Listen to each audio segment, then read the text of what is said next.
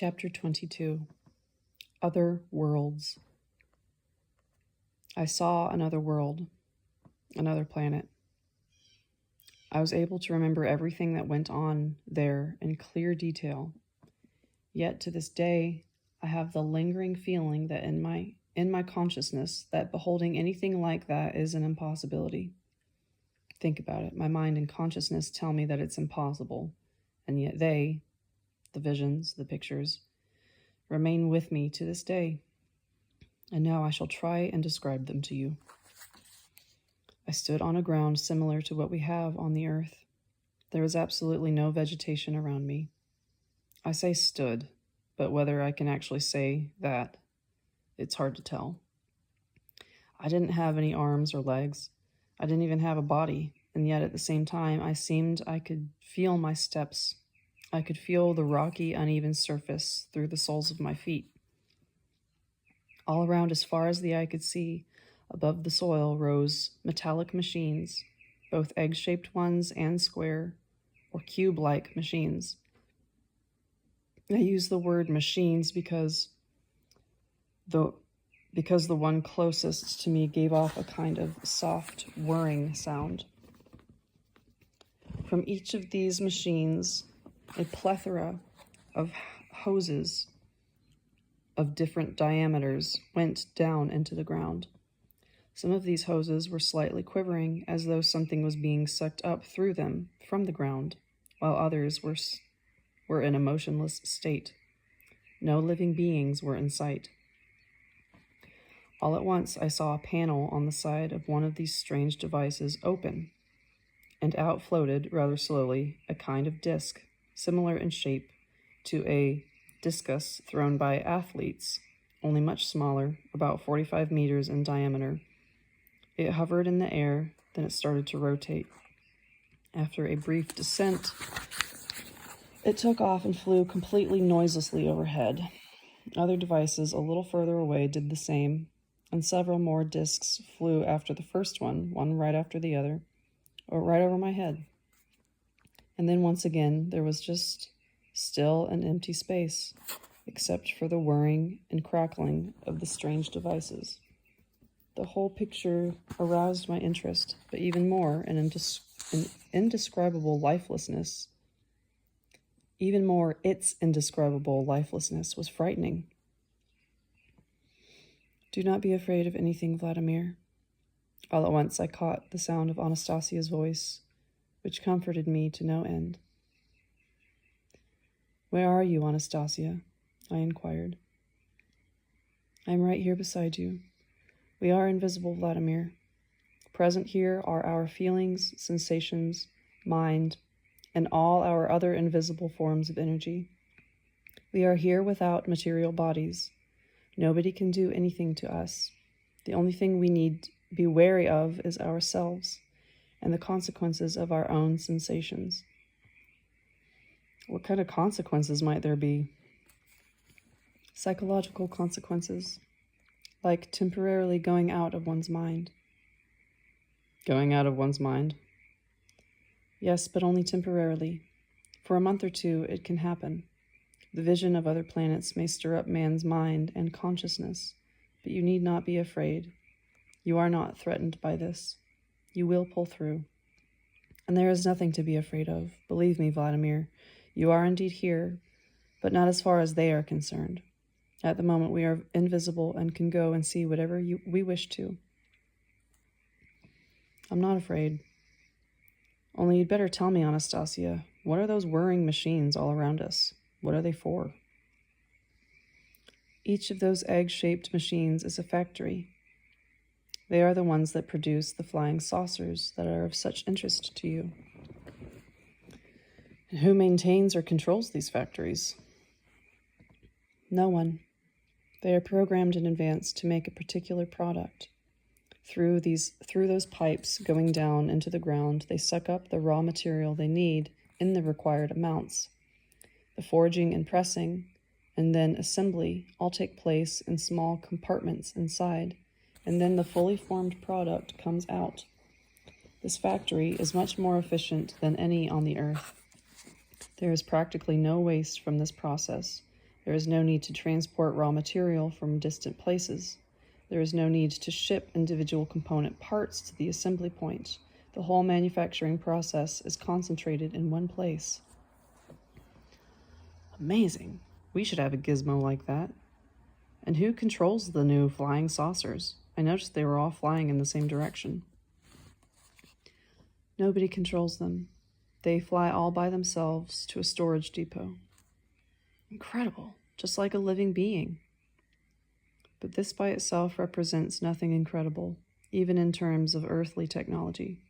After all, the Earth also has pilotless planes and rockets.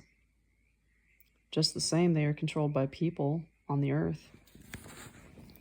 But the Earth for a long time has also had rockets, which are pre-programmed for a specific target. All one has to do is push the launch button and the rocket fires itself and heads for a predetermined target. Maybe so, and really, what was there here that was so surprising? If you really think about it, there is not that much to be surprised at. Only by comparison with the technology we have on Earth, this is far more advanced. These factories, Vladimir, are multifunctional. They can manufacture a great deal, from food products to powerful weapons. And what are their food products made of? Nothing grows here, after all. Everything comes from deep in the ground. The machines take in all the juices they need through the pipes and press them into granules. These granules will contain all the substances needed to sustain bodily life. What does this gizmo feed itself on? Who supplies it with electrical power? I don't see any wires. It produces the energy it needs all on its own, using everything from the environment. Well, just look how smart it is. Smarter than man. It is by no means smarter than man, Vladimir. It is simply a machine.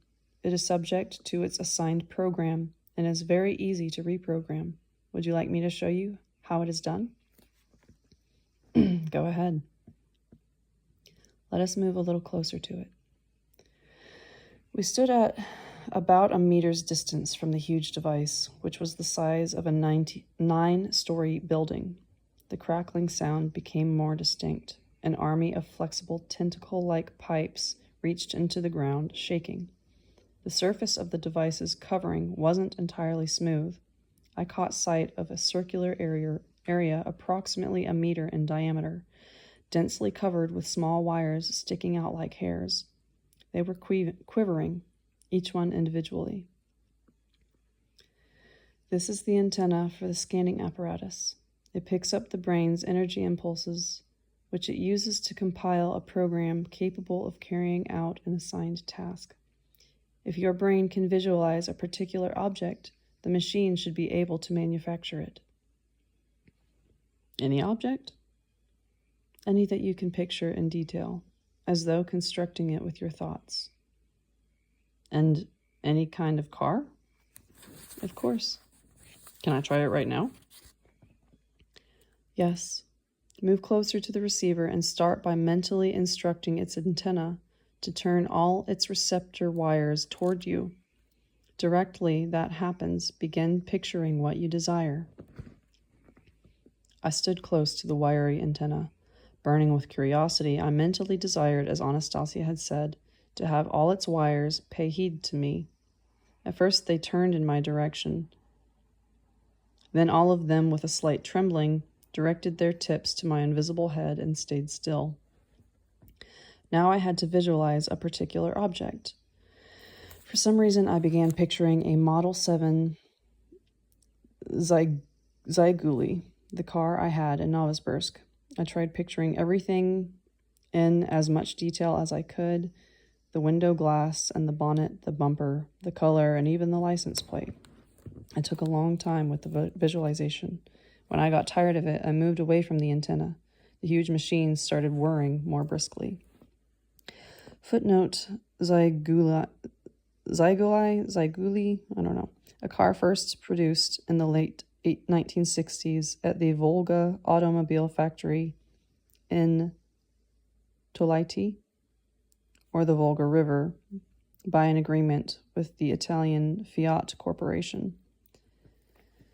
The cars outwardly resemble a Fiat, F-I-A-T, of about the same era and are still being produced to this date. We must wait, explained Anastasia. Now it is disassembling the unfinished product it was working on and compiling a program for carrying out your design. Will we have to wait long? I don't think so. We went over to look at some of the other machines. Presently, as I was examining the multicolored rockets underfoot, I heard Anastasia's voice announcing, I think the manufacture of the object you pictured in your mind is complete. Let us take a look and see how it coped with the task. We went back to the first machine and began waiting. After a little while, its panel opened and out came a Zyguli. It rolled down a smooth ramp to the ground, but this freak standing in front of me had nothing on the beautiful automobile I knew back on the earth. First, it had only one door, one on the driver's side. In place of the back seats, there were only some coils of wire and pieces of rubber. I walked, or rather moved, around the object. It was definitely not something you could call a motor car. 2 wheels were missing from the passenger's side, nor was there any bumper or license plate at the front. The bonnet did not look as though it would open. It seemed to be made of a single piece with the chassis. In sum, this unique factory had not produced a car, but some kind of narwhal of indeterminate function. And I said, God, is that the best this alien factory can come up with? If this had happened on Earth, they'd have sacked all the designers and engineers. Anastasia burst out laughing in response, and I heard her voice say, Of course, they might have been let go, but in this case, the chief designer is you, Vladimir, and what you see is the product of your own designing. I wanted a standard modern automobile, but what has this machine spit out? Wanting is not enough. You have to picture everything down to the minutest detail. You did not even include any passenger doors in your visualization. You only thought of the one door for yourself, and you pictured wheels only on your side of the car, and you neglected to put in wheels on the other side, and I think you completely forgot about the motor. Completely forgot. Which means there is no motor in your design. So why blame the manufacturer when you yourself gave it an incomplete program to work with? All at once I saw, or sensed, the approach of 3 flying machines heading in our direction. Gotta get out of here, the thought flashed across my mind, but then I heard Anastasia's calming voice. They will not notice or sense us in any way, Vladimir. They have received word about a disruption in the work of one of their factories, and now they are probably coming to investigate. We shall have the opportunity to quietly observe some of the living inhabitants of this planet. Out of the 3 small flying machines stepped 5 aliens. They were very similar in appearance to Earthlings. Not just similar, but everything about them suggested Earthlings.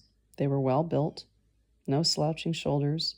Their athletic bodies held their handsome heads straight and proud, and they even had hair on their heads and eyebrows on their faces, and one of them sported a neatly trimmed mustache. They were dressed in thin, multicolored one-piece outfits that tightly covered their whole body. The aliens walked over to the car produced by their factory, or more accurately, to the semblance of an earthly car. They stood silently beside it, observing, without emotion. They are no doubt having one hell of a time trying to figure this one out, I thought. The alien who appeared to be the youngest, with light brown hair, detached himself from the others. He went up to the door of the car and tried to open it, but the door refused to budge. The lock was probably jammed. The rest of his actions seemed very earthly, which gave me no small comfort. The brown-haired alien banged his hand on the door in the area of the lock, then tried pulling it harder this time, and the door opened. He sat down in the driver's seat, put his hands on the steering wheel and began to carefully examine the dashboard instruments. Good lad, I thought. A clever fellow. And in confirmation of my appraisal, I heard Anastasia say, "This is a very top-ranked scientist by their standards, Vladimir. His thought works quickly and logically in a technical orientation. Besides, he is studying how beings live on several other planets, including the Earth. He even has an Earth-like name, Arkan. But why does his face show no surprise at finding that one of their factories made something anomalous? The inhabitants of this planet have almost no feelings or emotions. Their minds work evenly and logically, with no giving in to emotional outbursts or departures from set goals." The young alien climbed out of the car, uttering sounds reminiscent of Morse code. An older alien stepped forward and stood by the wiry antenna where I had positioned myself earlier. Then they all climbed back into their flying machines and took off. The factory which had manufactured the car according to my design began whirring again. Its tentacle pipes began pulling themselves up from the ground and redirecting themselves toward a nearby automated factory of the same type, from which the tentacle pipes also extended. When all the tentacles joined together, Anastasia said, "You see, they have reprogrammed it to self-destruct. All the components of the factory where the disruption occurred will now be remoldered by the other factory and used in production." I began to feel a trifle sorry for the robot factory which had helped me create, albeit unsuccessfully, an Earth car, but there was absolutely nothing I could do about it. "Vladimir, would you like to take a look at the everyday life of the planet's inhabitants?" Anastasia offered. Yes, of course. We found ourselves overlooking one of the cities or settlements of the huge planet. Our aerial view afforded us the following picture. As far as the eye could see, the whole populated area consisted of a great many cylindrical installations, something like our modern skyscrapers, set in a large number of circles. In the center of each circle were low-rise structures somewhat reminiscent of trees on the earth. Even their censer leaves were green, and Anastasia confirmed that these artificial structures draw up from the ground all the components of substances needed for sustenance, which are then dispatched through special pipes into the homes of every inhabitant in this particular world. Not only that, but they remain the requisite atmosphere for the planet. When Anastasia suggested paying a visit to one of the apartments, I asked, "Can we visit the flat of the brown-haired alien who sat in my car?" "Yes," she said. "At this moment he will be getting home from work." We found ourselves almost at the very top of one of these cylindrical skyscrapers. There were absolutely no windows in this alien apartment block. The circular walls were marked off into dull-colored squares. Near the bottom of each square was a raisable door, the kind you might find on our modern garages. Now and then one of the doors would open, and out would come a small flying machine similar to the ones we had seen near the automated factory, and fly off on its own. It turned out that there was a small garage for one of these machines located below each apartment in the high-rise. There were no lifts or doors in the building. Each flat had its own entrance directly from the garage, and as it turned out, every inhabitant of the planet acquired an apartment like this one once he reached a certain age. At first, I didn't particularly take to the flat itself. Upon finding ourselves in the brown-haired man's flat, just after he arrived home, my initial impression was one of surprise at its simplicity and apparent lack of amenities. The room, approximately 30 square meters in area, was completely barren. It wasn't just that there were no windows or partitions. There wasn't even the barest modicum of furniture. The smooth, pale walls bore not a single painting or shelf by way of decoration. Maybe he's just got this flat recently? I asked Anastasia. Archon has been living here for 20 years now. His apartment has everything necessary for relaxation, entertainment, and work. All the necessary components are built into the walls. You shall see presently for yourself. Indeed, no sooner had the brown-haired alien come up from his garage below than the ceiling and walls of the room began to glow with a soft light. Archon turned to face the wall next to the entrance, placed the palm of his hand on the surface, and uttered a sound. A panel on the wall lit up. Anastasia gave a running commentary on everything that was taking place in the apartment. Right now, the computer is identifying the apartment's owner by the lines of his hand and his eye scan.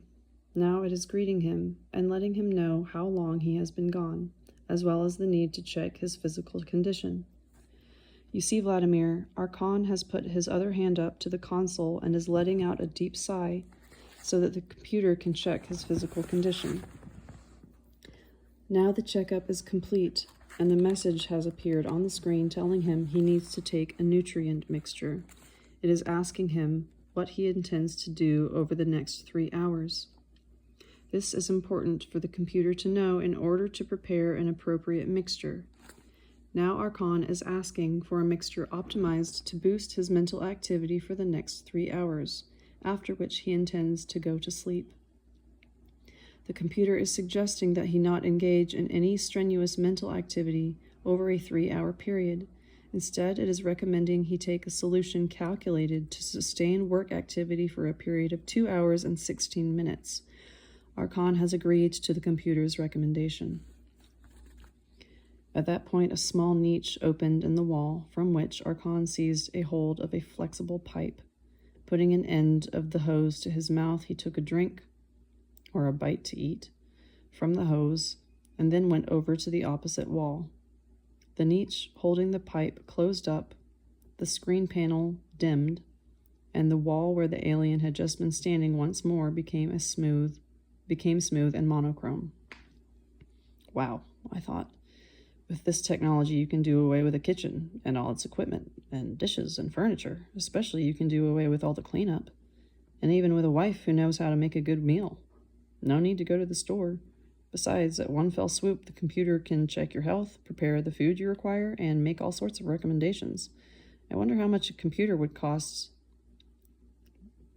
back on the Earth. And immediately I heard Anastasia say, "As for expenditures, it is less expensive to equip each apartment with such a device than to load kitchens down with furniture and a whole lot of appliances for food preparation. They are much more rational than Earthlings, all told, but in fact, there is much more rationality on the Earth than there is here." I didn't pay much attention to Anastasia's last remark.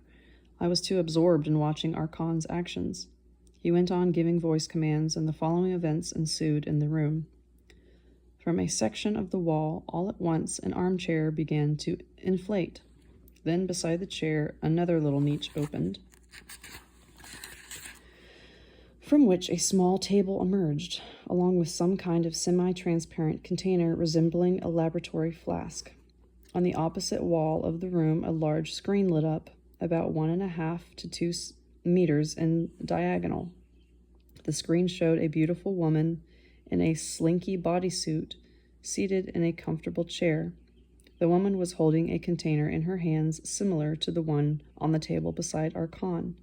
The image of this woman on the screen was 3-dimensional and much sharper than on our TV sets. It seemed as though she were not on a screen, but sitting there, right there in the room. Anastasia explained that Archon and the woman sitting opposite him were forming a child together. The inhabitants of this planet do not have sufficient strength of feeling to enter into sexual relations like people on the Earth. Outwardly, their bodies are no different, but the absence of feelings does not allow them to produce offspring the way people on Earth do. It is their own cells and hormones that are contained in the test tubes you see. Men and women visualize what they would like their future child to look like. They mentally instill in him the information they themselves contain and discuss his future activity. This process lasts approximately 3 years in Earth time. Once they determine that the process of the child's formulation is complete, they join the contents of the 2 containers together in a special laboratory, and the child is produced and raised in a special nursery school until he comes of age. Then, as a mature member of the community, he is offered an apartment and assigned to the personal roster of one of the work groups. Archon alternated his gaze between the woman on the screen and the liquid in the little sealed container. All at once, the wall screen dimmed, but the alien remained seated in his chair, his eyes fixed on the container on the table in front of him, holding a particle of his future child. Now the opposite wall was flashing with red squares. The alien turned sideways, his hands shielding his eyes from the flashing lights, and inclined his head even closer to his container. New illuminated squares and triangles began flashing alarmingly from the ceiling. The wake time allotted Archon by the computer. This is Anastasia talking. The wake time allotted Archon by the computer has expired. Now the computer is insistently reminding him of the need for sleep, Anastasia explained. But the alien bent his head down even closer to his flask, clasping it in his hands. The light on the walls and the ceiling stopped flashing. The room began filling with some kind of steam-like gas. Anastasia's voice remarked, "Now the computer is using gas to put Archon to sleep." The alien's head began slowly drooping toward the table, and soon it was resting on it, his eyes closed. The armchair began emerging even further out of the wall and transforming itself into a bed. Then the bed chair began rocking from side to side, and the body of the already sleeping alien fell back into a comfortable cradle. Archon slept, clasping the little container in his hands to his chest. There is so much more to tell about the advanced technological features, not only of the apartment, but on the huge planet as a whole. According to Anastasia, the community of people inhabiting it have no fear of any invasion from the outside. Not only that, but with the help of their technical achievements, they are capable of destroying life on any other planet in the universe. Any except the Earth. Why? I asked. Does that mean our rockets and weapons are capable of repelling an attack? And Anastasia replied, "Earth rockets pose no threat to them, Vladimir. The civilization on this planet has long been acquainted with all the derivatives of explosion. They are also familiar with implosion." What does that mean, implosion? Scientists on the Earth know that when 2 or more substances which have come together in an instantaneous reaction expand. I'm reading that again. Scientists on the Earth know that when 2 or more substances which have come together in an instantaneous reaction expand, an explosion occurs.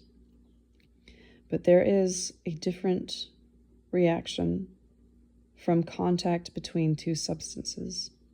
Take a gaseous substance, about a cubic kilometer or more in size, capable of instantaneously compressing itself into the size of a speck, thereby becoming a super hard material.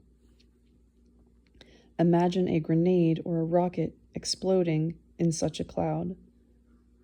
But another force simultaneously acting against the explosion and implosion will take place at the same time. And all you will hear then is a clapping sound, and everything that was in that cloud will be transformed into a stone the size of a speck. All the rockets on Earth will not overcome the pall of gaseous clouds. In the history of the earth, there have been 2 comings, or invasions on their part. Now they are preparing for a third. They think a favorable moment for that is once more approaching. That means nothing can stop them if there are no weapons on earth stronger than theirs. Man does have a weapon.